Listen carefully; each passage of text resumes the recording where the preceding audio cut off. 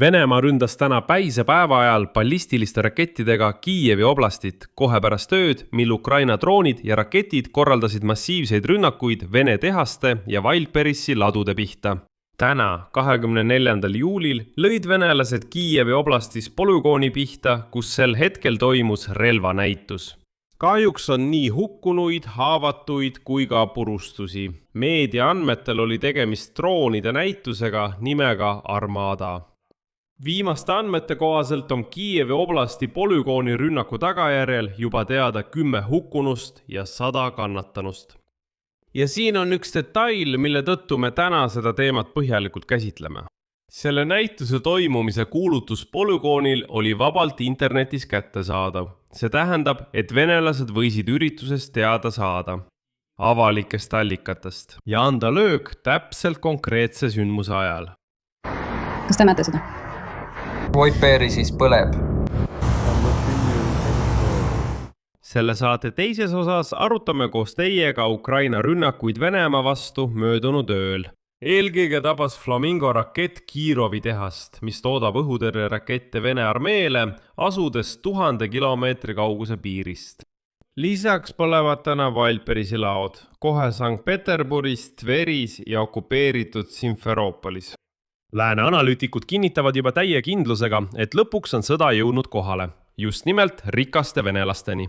Ja see muutis järsult nende arusaama sõjast. Samal ajal kuulutas Venemaa täna Musta mere suletuks. Venelased üritavad massiliselt Venemaal põgeneda mobilisatsiooni kuulujuttude taustal.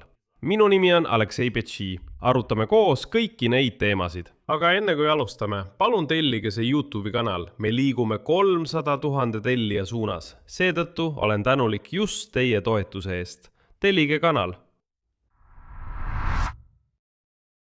Alustan seda saadet löögist polügoonile Kiievi oblastis, sest see on tänase päeva peamine ja kõige valusam uudis. 24. juuli päeval andis Vene Föderatsiooni armee raketilöögi Kiievi oblastile. Sellest teatas ametlikult Ukraina president Volodymyr Zelenski. Ta märkis, et löögi kohal käib päästeoperatsioon. Hiljem täpsustas Kiievi oblasti sõjaväe administratsioon, et kõige rohkem sai löögist kannatada Butša rajoon. Esmase esialgse teabe kohaselt tabas löök erapolügooni territooriumi, kus toimusid üritused.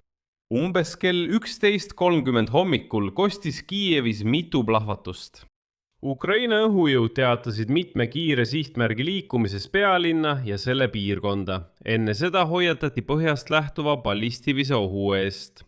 Sotsiaalmeedias hakkas hiljem levima info, et väidetavalt tabati Kiievi lähedal asuvat sõjatehnika näitust. Sellest rääkis ajakirjanikele kaitsetoodete tootja, ettevõtte First Contact asutaja Valeri Borovik. Tema sõnul oli tegemist just droonide näitusega.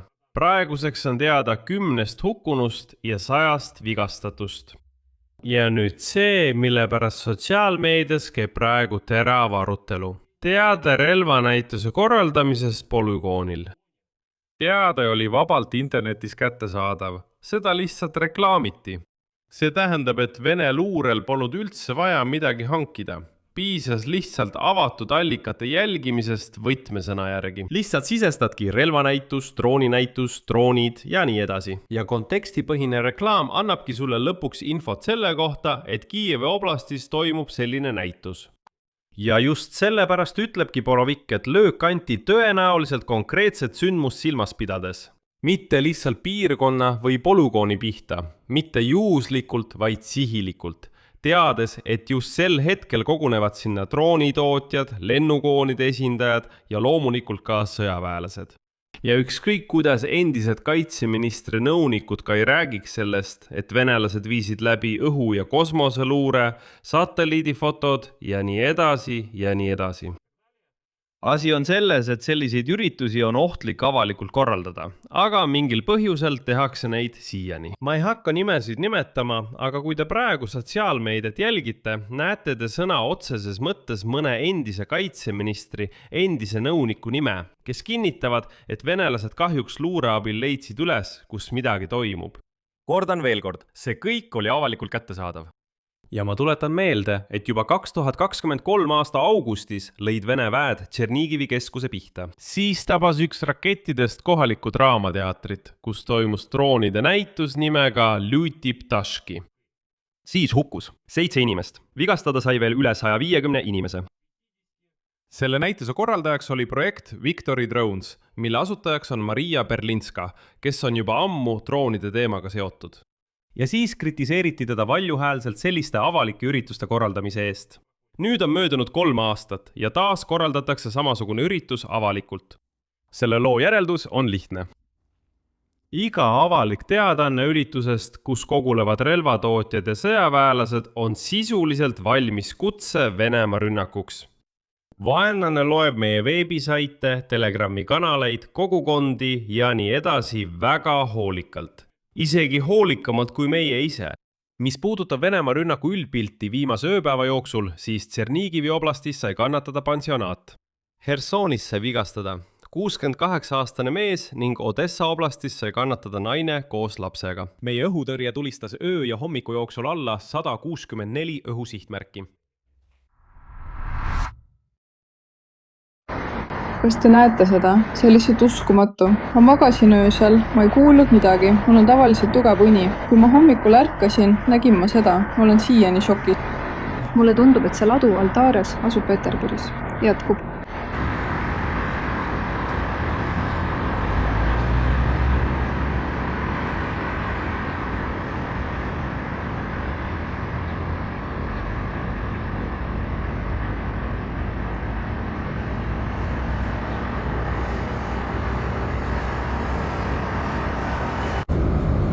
Noh, see põleb Wildberrys. Ma sõitsin tasulisele teele. Põleb kõvasti, just Peterburi suurim ladu. Õhutõrje tulistas alla.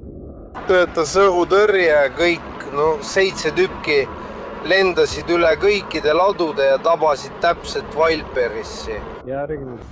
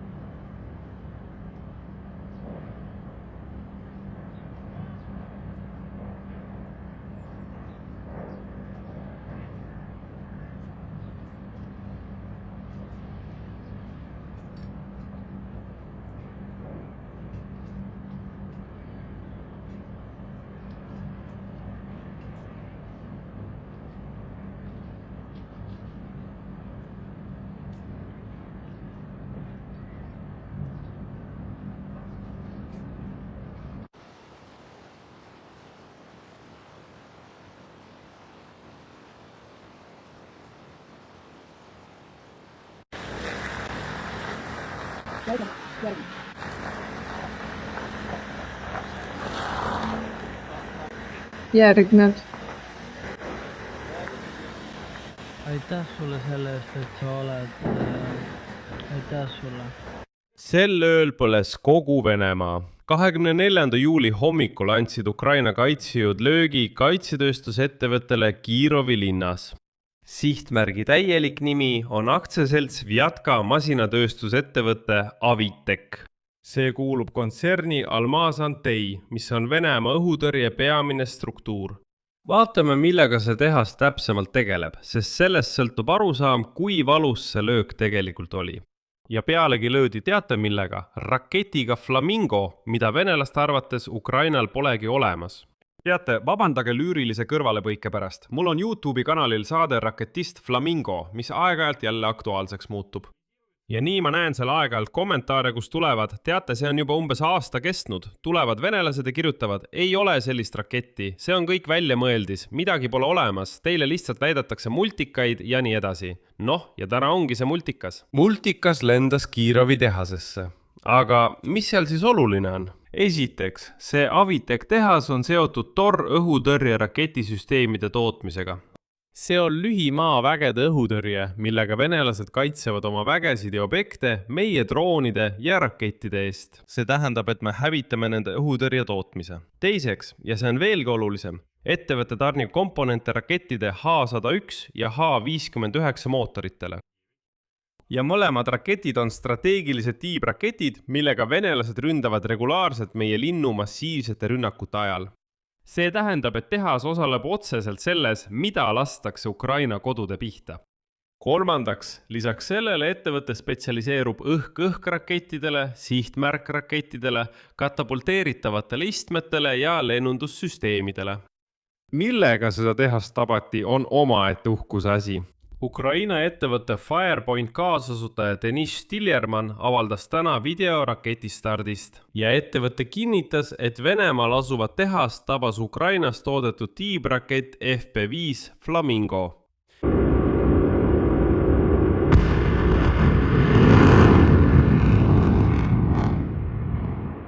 Rohkem kui 1000 kilomeetrit otsejoones Ukraina piirist. See tähendab, et meie enda rakett, meie tootmine 1000 kilomeetrit süvavusele, minu arvates on see üsna vinge tulemus. Venemaa poole andmetel on tagajärjed järgmised. Kirovi kuberner Aleksandr Sokolov kinnitas alguses rünnaku fakti, nagu teise väljendus ettevõttele Kirovis ning vigastatute olemasolu, kuid üksikasju alguses ei esitanud. Hiljem kasvasid arvud. Selgus, et 6 inimest hukkus koha peal ja veel 26 sai vigastada. Tema sõnul on tulekahju likvideeritud. Elektri- ja veevarustus linnast taastati, sest pärast rünnakut oli see häiritud. Tunnistajate sõnul lõi plahatuslaine aknad välja hoonetest, mis asusid 300 meetri kaugusel löögikohast. See tähendab, et on ilmne, kui võimas see löök oli. Ja nüüd üks detail, mis ütleb väga palju nende metsikute venelaste organiseerituse kohta. Inimesed teatavad sotsiaalmeedias, et rünnakust ei olnud mingit hoiatust. Õhuhäiresireenid ei töötanud ja töötajate evakuatsiooni ilmselt üldse ei toimunud. Ehk siis tehas töötas edasi täpselt nii nagu enne, kuni rakett sinna sisse lendas. Vabandust, aga tehas Almaz Antey, mis ise toodab õhutõrjesüsteeme, jäi ilma hoiatuseta, ilma õhuhäiresireenita ja ükski õhutõrje teda ei kaitsnud. Nojah, selline huvitav iroonia. Ja Volodõmõr Zelenski kommenteeris seda rünnakut järgmiselt. Tsitaat. Meie Ukraina kaitsejõud tabasid täna üht tähtsamat sõjatehast Venemaa Kirovis. See tarnib komponente lennundus- ja raketitehnika jaoks, mida kasutatakse eriti massiivsete rünnakute korral meie linnade ja kogukondade vastu.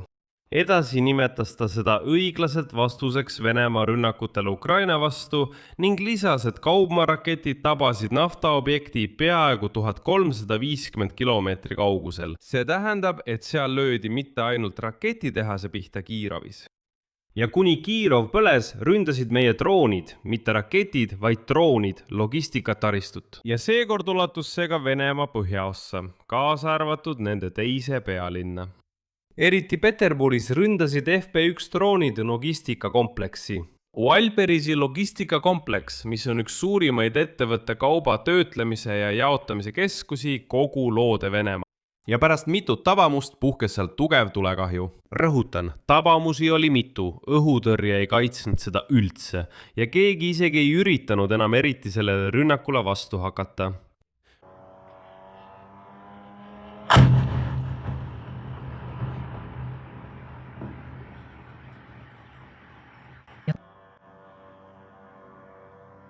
Jema Torčok.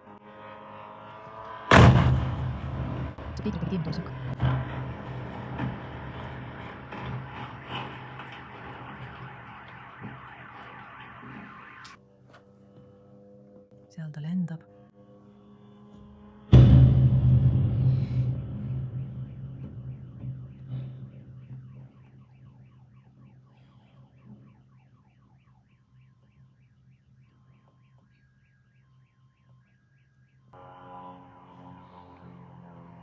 Sindan. Kuramos.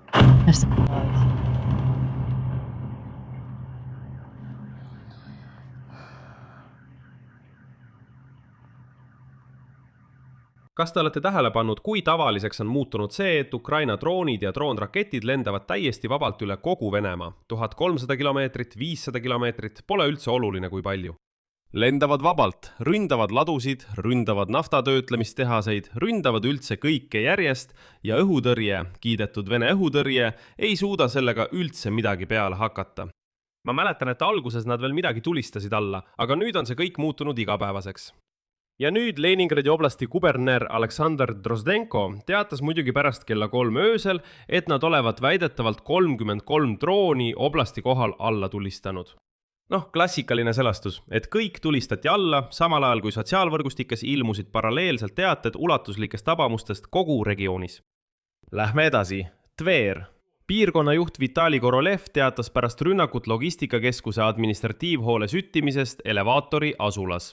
Kohalikud elanikud jäädustasid tulekahju fotodele ja videotele. Võimud ei täpsustanud juhtumi ulatust, kuid ka seal põlevad ilmselt laod. Ja kõige ilmekam näide. Ukraina relvajõud viivad praegu välja prügi Ukraina Krimmist, mille sinna tõid need pesemata, metsistunud venelased. Simferopolis puhkes öösel tulekahju Vilperise laos pärast drooni tabamust. Üldiselt käib Vilperise ladude hävitamine täie hooga. Ja nüüd kõige huvitavam, kuidas see töötab. Mitte sõjaliselt, vaid ühiskondlikus ja psühholoogilises mõttes. Just Need rünnakud Vilperise ladudele. Täna avasin Wall Street Journali ja nägin seal artiklit. Väljaanne pühendas selle rünnakutele Vilperise vastu. Üldiselt on seal eraldi analüüs ja järeldus, mis on Kremlile väga ebameeldiv. Niisiis, väljaande peamine tees kõlab järgmiselt. 4 aastat kaitses Kreml hoolikalt venelasi sõja tagajärgede eest, hoides jõukate linnainimeste jaoks normaalset elu näiliselt alles. Samal ajal kui vaeseid saadeti lihtsalt Ukrainasse surema. Pilt oli selline. Poed töötavad, kullerid toovad kauba kohale, sõda on kuskil kaugel, ainult televiisoris. Aga nüüd ründavad Ukraina droonid riigi suurima e-kaubandusettevõtte logistikakeskusi ja toovad sellega sõja Vene keskklassi kodudesse. Nagu väljaanne kirjutab, kasutab Vilperisi teenuseid 681 miljonit inimest. See on rohkem kui pool Venemaa elanikkonnast. Wall Street Journal märgib, et rahulolematus kogunes juba enne laorünnakuid kütusepuuduse tõttu, mis oli Ukraina mitmekuulise rafineerimistehaste ründamise kampaania tulemus. Edasi toob väljaanne ära Oxford Economicsi selle nädala analüütilises märkuses antud hinnangu, sõna-sõnalt. Kütusekriis on ilmselt kõige märgatama vapustus tavakodanike jaoks alates uute vägede mobiliseerimisest. 2022 aasta septembris samal ajal, nagu väljaanne rõhutab, ei näita Vladimir Putin üldse mingit kalduvust oma sõjalisi ambitsioone majanduse halvenemise tõttu vähendada. See tähendab, et inimestel läheb halvemini, aga tema jätkab. Ning see muide näitab Venemaa tegelikkust kõige paremini. Venemaalased võivad üldse nälga surra. Putinile on sellest täiesti ükskõik, sest tal on sõda, Krimm, Donbass ja kõik muu. Ja selle loo loogiline jätk. 2 uudist selle kohta, kuidas venelased sellele kõigele reageerivad. Esimene uudis. Venemaa kuulutas täna ametlikult oma veted Mustal merel laevandusele ohtlikuks. Venelased ei jõudnud veel rõõmustada selle üle, et Odessa sadamatesse enam laevad ei tule, kui selgus, et ka nende sadamatesse laevad enam ei lähe. Bloomberg kirjutab, et hoiatus on suunatud kõigile laevadele, mis asuvad Venemaa Musta mere majandusvööndis ning Venemaa kaitseministeerium põhjendab seda Ukraina droonide ja meredroonide rünnakute ohuga. Mõelge selle muutuse ulatusele. Riik, mis on 4 aastat tüüdnud Ukraina sadamaid lämmatada, tunnistab nüüd ise, et tema enda veeala pole enam turvaline. Meie mere- ja õhudroonid on muutnud Musta mere venelaste jaoks probleemiks. Teine uudis. Venelased on mingil põhjusel hakanud Venemaalt põgenema. Võrguotsingute arv selle kohta, kuidas vormistada välispassi ja kuhu saab ilma viisata välismaale minna, jõudis üsna kiiresti kogu täiemahulise sõja algusest rekordtasemeni. Põhjus on arusaadav. 22. juulil võttis Venemaa Föderatsiooni Riigiduuma 1 päevaga vastu seaduse, mis avab rindele tee banditismi ja narkosmugeldamise eest süüdimõistetutele. Rosgvardia valmistab ette oma volituste laiendamist just mobilisatsiooni ja sõjaseisukorra perioodiks. Ukraina luure nimetab sügisese ajateenistusse kutsumise mahuks vähemalt 500 000 inimest. Ja sellel teemal ilmus mulle eile eraldi saade. Seal on kogu loogika analüüs sellest, miks venelastel tasub siiski karta ja Venemaalt põgeneda. Sest tõesti kõik tegurid viitavad sellele, et Putin kuulutab sügisel mobilisatsiooni välja. Millises vormis see toimub, on juba eraldi küsimus. Seega minge kanalile, kui te pole vaadanud, vaadake eelmist saadet sel teemal. Tõsi, põgeneda muutub järjest raskemaks. Nagu selgus, on ametlikult juba üle 3 miljoni venelase saanud aasta jooksul väljasõidupiiranguid ja meestele lihtsalt keelatakse välispasside vormistamine. Kokkuvõttes, tänane päev on muidugi raske. Ühelt poolt on see meie valu. See on ballistiline löök polügoonile Kiievi oblastis, kus toimus näitus Armada. Seal on 10 hukkunut ja 10 haavatuid. See on see, mis on teada selle saate salvestamise hetkel. Ja kibedaks õppetunniks on avalikud teadaanded, mida vaenlane loeb luureandmete asemel. Teisest küljest Ukraina operatsioon Flamingo, mis ulatus 1000 kilomeetri kaugusele Armazantei tehasesse, mis toodab neile õhutõrjesüsteeme ja komponente rakettidele, mis lendavad meie linnade pihta. Lisaks 4 põlevat Valberisi ladu Peterburis kuni Simferoopolini. Ja mis kõige tähtsam, mõju. Sõda on jõudnud Venemaa keskklassi. Kütusekriis on tavaliste venelaste jaoks olnud kõige valusam vapustus alates 2022 aasta mobilisatsioonist. Inimesed otsivad massiliselt võimalusi Venemaalt lahkumiseks ja Kreml kuulutab omaenda Musta mere akvatooriumi ohtlikuks. Siia panen 3 punkti. Kirjutage oma arvamus ja järeldused selle video kommentaaridesse. Tellige kanal, vajutage kellukesele ja ärge unustage panna like. Kui soovite selle YouTube'i kanali tööd toetada, olen teile selle eest tänulik. Seda saab teha, tehes annetuse ükskõik millise lingi või rekvisiitide kaudu, mis on selle video kirjelduses. Sellega on kõik. Hoolitsege enda eest. Kõike head kõigile.